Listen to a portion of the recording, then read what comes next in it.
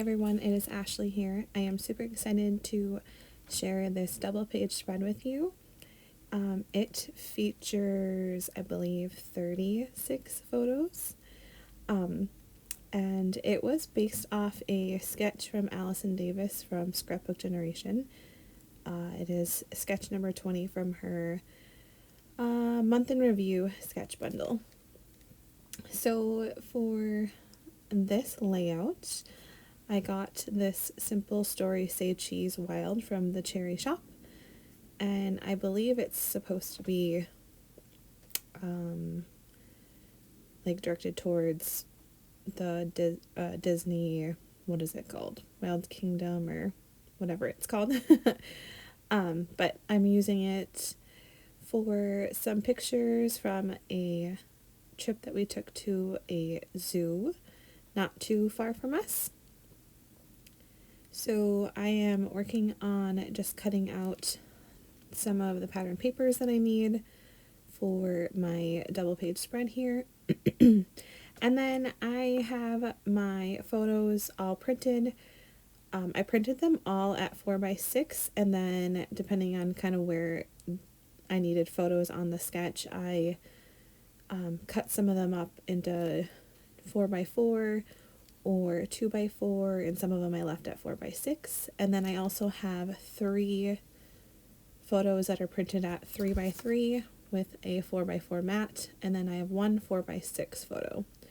So on that sketch it has spots for 2x2 photos as well as 2x2 embellishment spots, and I think I made pretty much all of the 2x2 spots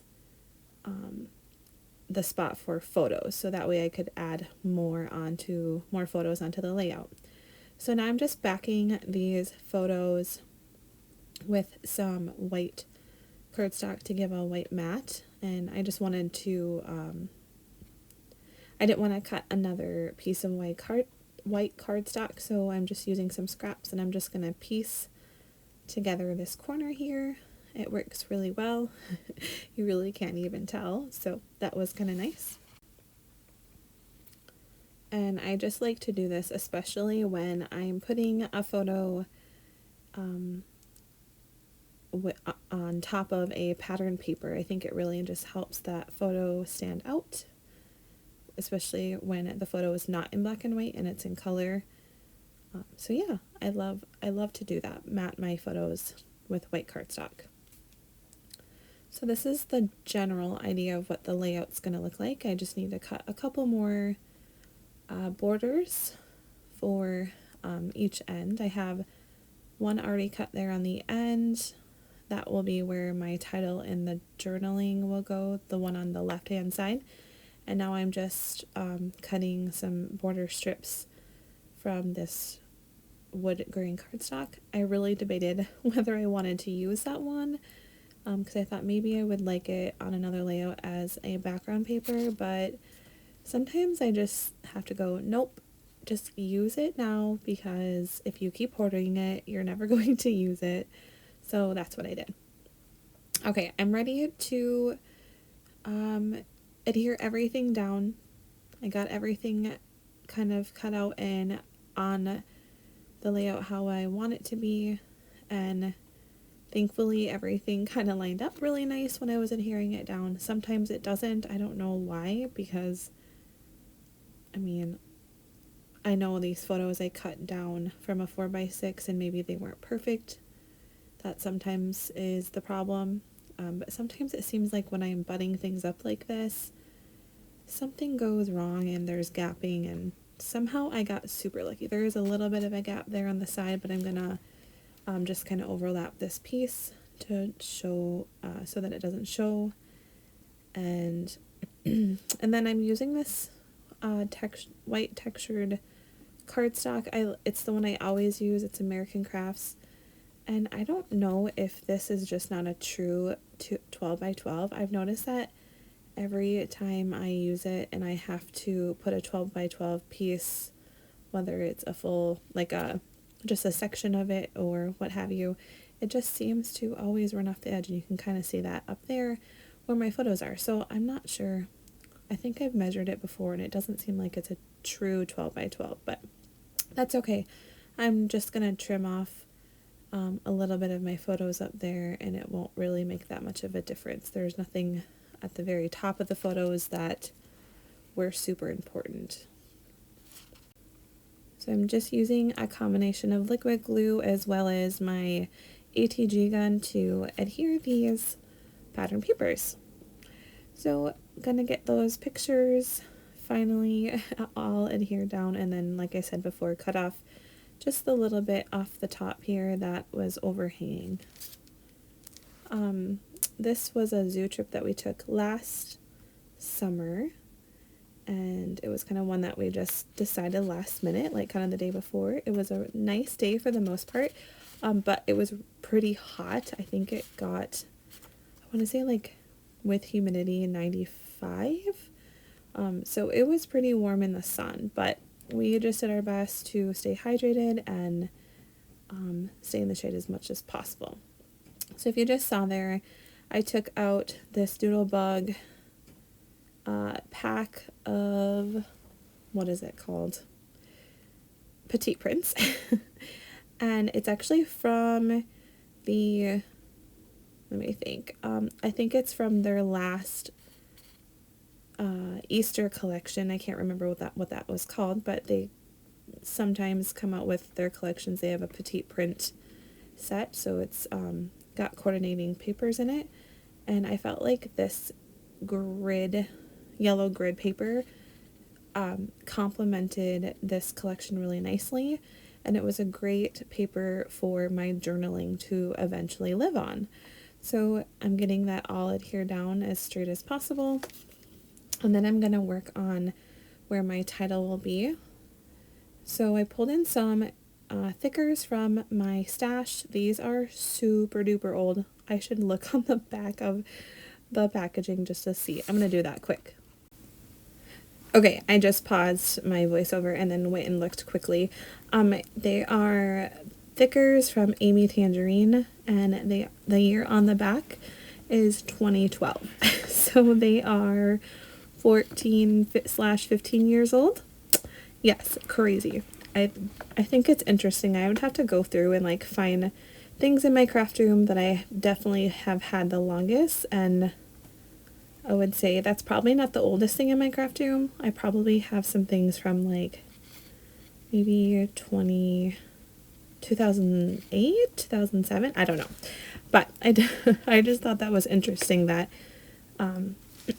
those are so old and I have them, but I really like them. They have a fun wood grain texture on them, so I kind of thought that complemented this zoo theme, especially with that little bit of wood grain that I used with those border strips. I'm just going through these ephemera die cuts, pulling out some things that I definitely want to use, and I'm going to use this tag, just cut off part of it because it was too long. And then I pulled out a bunch of animal die cuts that I felt like would fit on, maybe not necessarily fit as far as sizing, but one of animals that we saw that day. So I'm also going to add these, what do you call them? Palm branches, maybe? I don't know. I'm going to add that palm branch by my title. And eventually I'll bring in a little floral. Yep, right there. And then I have a giraffe, a zebra. I brought in that little tag die cut, and that will be where my date goes on eventually. And then I felt like I needed something else towards the bottom, and I just thought this was kind of the perfect size. Brought in some more of that green color, and I really love how that side of the layout is coming together. So that will be where my journaling will all live. I don't record myself putting the journaling strips on just because they were so small and tedious, and I did the journaling actually this morning, which was a different day that I recorded the process of putting this together. So you'll see the journaling in the final photos here at the end, but just adhering down the rest of the title with some liquid glue, and then that leaf will get just kind of slightly tucked under the Z. And I'm going to add foam adhesive on the adventure word. And I've mentioned this before that I'm trying not to use a lot of foam adhesive on my layouts because then it makes my scrapbook albums feel so bulky, and I feel like I can't fit as many layouts in it, but I just can't adhere everything flat. It just doesn't seem like it's that interesting, so I have to add some foam adhesive. Just going to break up some of the photo blocks a little bit with some die cuts, and eventually I'll bring in some other interests with some stickers. Again, I'm just trying to use animals that we saw that day to fit with the photos that are not necessarily right by I think most of them are by kind of where the photos are of the animals, but I tried to plan, when I was printing the pictures, try to plan kind of where the photos would live on the layout, but that was kind of hard with so many pictures. Like I said, I think I have, what was it, like 34 2x2s, maybe I have 38 total, something like that. I'd have to go back and count, but so I'm trying to figure out what I want over here by this tag, and I actually end up just taking all of that off and just leaving having a wild time. And then after I did my journaling, I went back and with fresh eyes figured out what I wanted there, and I ended up adding a lion sticker with a couple flowers. So that was done off camera. I'm going, like I said, I'm going to break up some of the spots where I have all these little photos with some sentiment stickers. And I absolutely love that Simple Stories does that with their sticker sheet here, where they have all those fun phrase stickers. They're just kind of the perfect embellishment to add to a layout. It's always fun to look, if I'm looking for a specific color, to try to find one that just has the perfect sentiment, like that one, What an Adventure. I added that one on top of the photo of the entrance to the zoo. And in case you're wondering, this is the Great Plains Zoo in Sioux Falls, South Dakota. So that was only a little over 2.5 hour drive or so for us. So not too bad. Again, just looking for small sentiment stickers to kind of break up those photo blocks. And I'm pretty much done here. Can you please leave a comment and tell me what style of photo you like for a double page spread? Do you like it like this, where it's side by side, or do you like them overlapping like the very first photo? I'm always trying to figure out which one to use, but thank you so much for stopping by. Be sure to check out this collection, which is available at the Cherry Shop, and I hope you have a wonderful day. Bye-bye.